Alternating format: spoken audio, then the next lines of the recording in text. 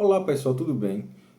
Na aula de hoje eu vou explicar a diferença entre tutela e autotutela, né? É importante você saber que no direito administrativo a tutela e a autotutela são dois conceitos distintos, mas relacionados à forma como o Estado exerce seu poder em face de situações que envolvem a administração pública, que envolvem os administrados. Eu vou explicar cada um e as principais diferenças entre eles.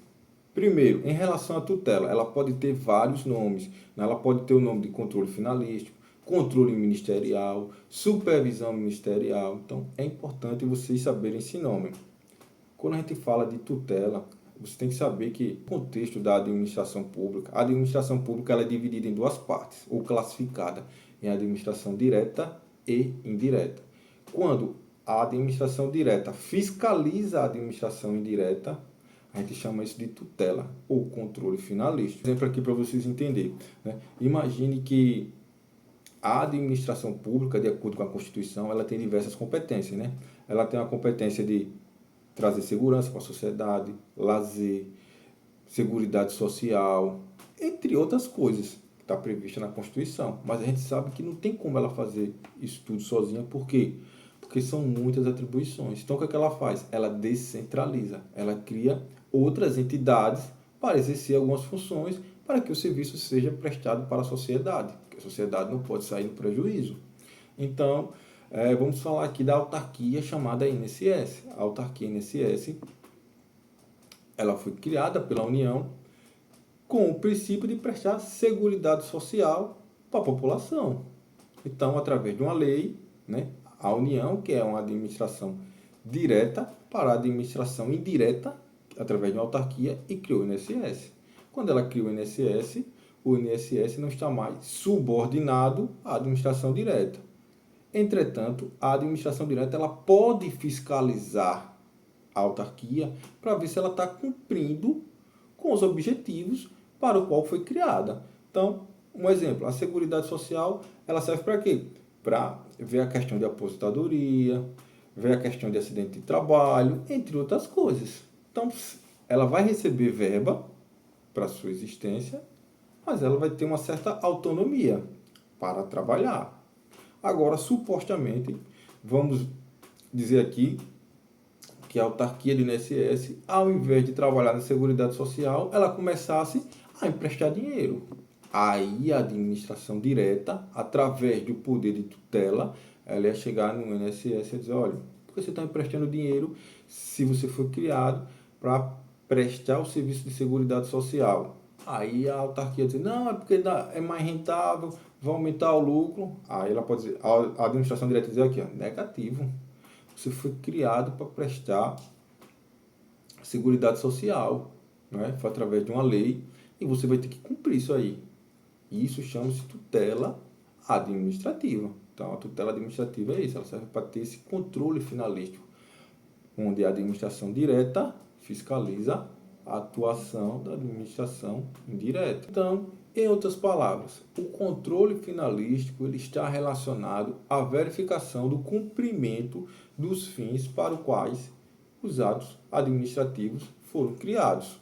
Já a autotutela, ela se refere-se ao poder que a administração pública tem de corrigir seus próprios atos sem a necessidade de recorrer ao poder judiciário, né? Então, isso significa que a administração ela pode revogar ou anular seus próprios atos, né, de acordo com alguns requisitos, né? Esses requisitos eu vou passar para vocês. Vocês devem estar se perguntando quando ocorre a autotutela para anular os atos administrativos. Ela ocorre quando a administração pública detecta que um ato administrativo é ilegal. Então, um exemplo, né, foi praticado um ato sem a devida observância dos requisitos legais. Esse ato é ilegal. Logo, ele tem que ser anulado e a administração pública pode fazer isso por iniciativa própria, sem a necessidade da intervenção do Poder Judiciário, já que ela tem conhecimento dessa ilegalidade, desse ato que foi criado de forma ilegal. Outra pergunta, quando ocorre a autotutela para revogar atos administrativos? Olha, a revogação de ato administrativo, você tem que ter em mente que o ato ele é legal, o ato é lícito. Entretanto, para a administração pública não é mais conveniente e oportuno a sua existência. Então, a administração pública ela pode sim revogar esse ato. Um exemplo, se um ato administrativo como uma licença, né, ela não for mais conveniente para o interesse público, a administração ela pode sim revogar, né? Sempre com base em suas competências, com base na lei. Em resumo, a tutela é um poder de supervisão ou proteção, enquanto a autotutela ela refere-se à capacidade da administração pública de corrigir seus próprios atos sem a necessidade de recorrer ao poder judiciário. Então fique atento a essa diferença. Pessoal, agora vamos resolver algumas questões sobre o assunto que a gente acabou de comentar, que seria o assunto de tutela e autotutela. A primeira questão: a autotutela é o poder da administração pública de corrigir seus próprios atos administrativos, seja revogando-os por conveniência administrativa ou anulando-os quando ilegais, certo ou errado? Pessoal, o gabarito dessa questão é certo. É o que a gente já vem comentando aqui durante a aula. Então, a autotutela é justamente para isso. Ela serve para corrigir os atos administrativos e ela pode fazer isso por conveniência, que a gente chama de revogar, ou ela pode fazer isso quando ela identifica que o ato é ilegal. Então, quando ela anula um ato ilegal, ela está usando o poder da autotutela. Portanto, a primeira questão está correta. A segunda questão: o controle finalístico está relacionado à capacidade da administração pública de corrigir seus próprios atos administrativos sem necessidade de intervenção do judiciário, o que é característico da autotutela, certo ou errado? Pessoal, essa questão está errada. Por quê? Porque o conceito aqui passado não é de controle finalístico, mas sim de autotutela. Por isso, a questão está errada. Vamos agora para a terceira questão.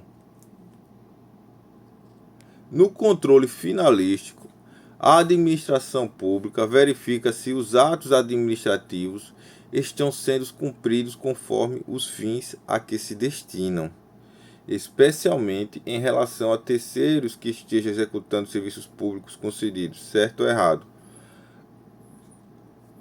Pessoal, a questão está correta, certo? O controle finalístico é justamente para isso. É para a administração pública fiscalizar se terceiros que estão prestando serviço público, eles estão fazendo de acordo com a finalidade para o qual foi criado. Então foi o exemplo que a gente trouxe aqui da autarquia, né, do INSS, que ele pertence à administração pública indireta, mas é fiscalizado pela administração direta para saber se está desempenhando o seu papel de acordo com o que a lei manda, né? O exemplo que a gente passou aqui em sala de aula foi a questão do INSS. Ele é criado para dar uma seguridade social para as pessoas. Então ele tem que prestar serviço nesse sentido. Então, por hoje, a gente encerra aqui as questões. Sigam forte nos estudos e até a próxima.